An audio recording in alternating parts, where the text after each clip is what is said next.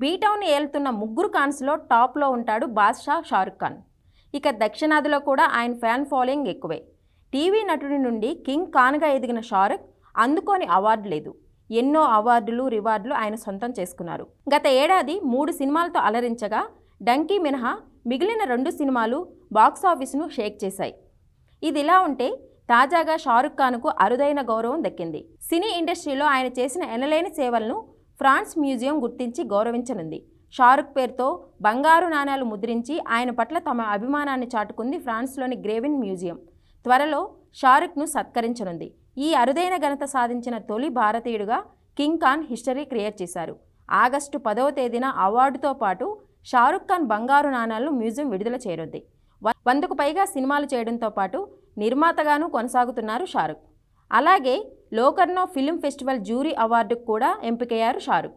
August 7 నుండి 17 వరకు లోకర్నోలో ఈ కార్యక్రమం జరగనుంది. 77వ ఎడిషన్లో భాగంగా ఈ అవార్డును షారుఖ్ అందుకోనున్నారు.